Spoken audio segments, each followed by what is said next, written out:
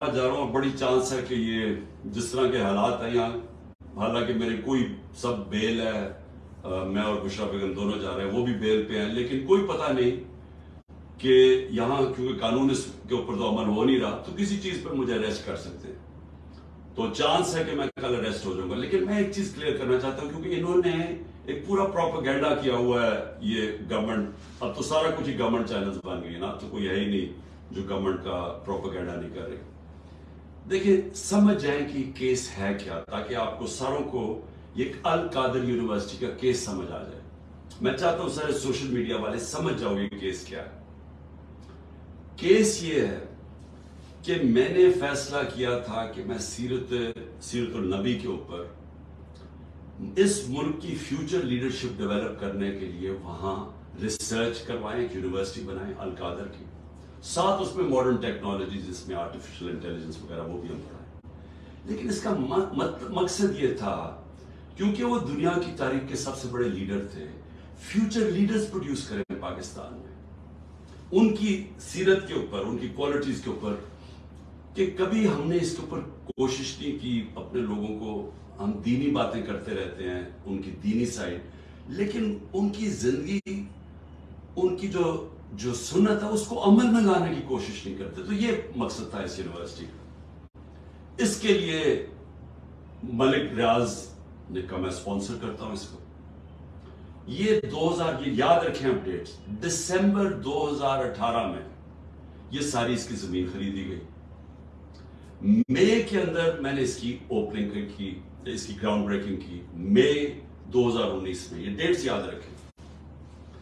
इसके trust deed में वाज़ेह लिखा हुआ है कि जो ट्रस्टीज है, जो मैं हूं और जो बुशरा बेगम क्यों? क्योंकि उनकी बड़ा स्टडी है सीरत नबी पे, उनका इंटरेस्ट है। तो हम ट्रस्टीज वो होते हैं जिनको किसी चीज में ट्रस्ट होता है। मसलन बच्चे कईयों के डिसेबल्ड होते हैं, वो डिसेबल्ड इंस्टीट्यूशंस में इंटरेस्टेड हो जाते हैं, यानी खैराती इदारे ऐसे चलते हैं। तो वो ट्रस्टी बन गए। उस डीड के अंदर लिखा हुआ है कि ट्रस्टीज को किसी किस्म का फायदा नहीं हो सकता, कोई तनख्वाह नहीं मिल सकती, कोई डिविडेंड्स नहीं मिल सकता, कोई वो जमीन जो है वो ट्रस्ट के नाम पे होती है, वो यानी ट्रस्टी का कोई किसी किस्म का उनको फायदा नहीं हो सकता, उस ट्रस्ट डीड के अंदर लिखा हुआ है। अब उसके बाद दिसंबर के अंदर एक एग्रीमेंट होती है। अब ये जरा गौर से सुने, ये मई में इसकी ओपनिंग हो जाती है, बिल्डिंग बननी शुरू हो जाती है, जो भी पैसा आता है वो सारा बिल्डिंग में सब अकाउंटेड है, वो ट्रस्ट चला रहा है, वो ट्रस्ट के अकाउंट्स हैं, ऑडिट है, सब कुछ अवेलेबल है नैब के पास। अब होता क्या है कि दिसंबर के अंदर एक एग्रीमेंट साइन होती है मलिक रियाज की और इंग्लैंड का, जिसको एनसीए कहते हैं, उनका एक इदारा होता है इंग्लैंड के अंदर, उसके बीच में एग्रीमेंट साइन होती है। उन्होंने मलिक रियाज के अकाउंट्स फ्रीज किए होते हैं कि सस्पेक्टेड ट्रांजैक्शन है, यानी हम सस्पिशियस ट्रांजैक्शन है, उधर उन्होंने अकाउंट फ्रीज किए होते हैं। मलिक रियाज और एनसीए फैसला करती है आपस में सीक्रेट एग्रीमेंट में कि ये जो पैसे हैं 190 मिलियन पाउंड होते हैं, उसमें 190 मिलियन पाउंड, वो मैं जो सुप्रीम कोर्ट का जो अकाउंट था जिसमें मलिक रियाज ने पैसे देने थे, सुप्रीम कोर्ट ने कहा था फाइन दो, वो उसमें वो कहता है कि मैं उसमें डिपॉजिट करता हूं।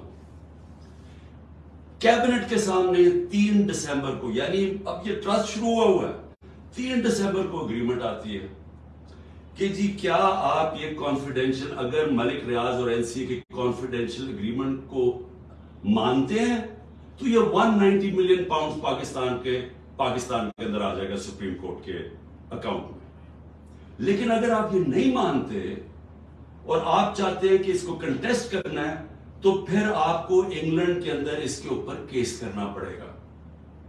अब वहां हमारे वकील बैठे होते हैं, हमारा लॉयर बैठे होते हैं, हमारा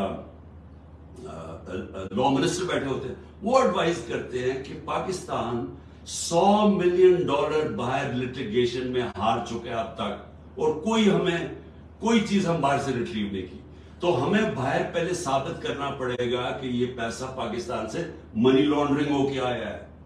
फिर और ये 5-6 साल केस चलेगा, और फिर अगर आप केस हार गए तो ये पैसा इंग्लैंड में रह जाएगा। یہ کیبنٹ کے سامنے یہ فیصلہ آیا، یا آپ $190 ملین پاؤنڈ لے لیں اور پاکستان کی سپریم کورٹ میں چلا جائے، اور یا پھر یہ پیسہ آپ کنٹیسٹ کرنا چاہتے ہیں تو کیس کر کے انگلینڈ میں اپنی کریں، اور اگر آپ جیت جاتے ہیں 5-6 سال لگیں گے پاکستان آ جائے گا، لیکن اگر آپ نہیں جیتتے تو وہ انگلینڈ میں رہ جائے گا۔ یہ تھا فیصلہ۔ کیبنٹ فیصلہ کرتی ہے کہ جی ہمیں 190 ملین پاؤنڈ آ رہا ہے، کبھی اتنا پیسہ آیا نہیں، ہم ایکسپٹ کر جاتے ہیں۔ اب یہ کیس انہوں نے میرے اوپر کیا بنایا کہ جناب میں نے حالانکہ مجھے ذاتی طور پہ فائدہ ہوا ہے، مجھے ذاتی طور پہ کیسے فائدہ ہوا ہے؟ وہ جو $190 ملین ہے وہ آج پڑا ہوا ہے سپریم کورٹ کے اکاؤنٹ میں۔ اگر وہ سمجھتی ہے نیب کے برا، یہ گورنمنٹ سمجھتی ہے کہ وہ ٹھیک بات میں نہیں آیا، وہ دوسری طرف آج آپ جا کے ریٹ کر دیں، آپ نیب ریٹ کر دیں سپریم کورٹ میں کہ یہ پیسہ دوسری بات میں لے آئے، وہ پیسہ تو پاکستان آ گیا نا، اور مجھے اس سے کیا فائدہ ہوا ہے؟ اور دوسری طرف کہ القادر یونیورسٹی سے مجھے کوئی فائدہ ہوا ہے؟ القادر کے سارے اکاؤنٹس آپ کے پاس پڑے ہیں، مجھے کیسے فائدہ ہوا ہے؟ نہ میں کچھ سیلری لیتا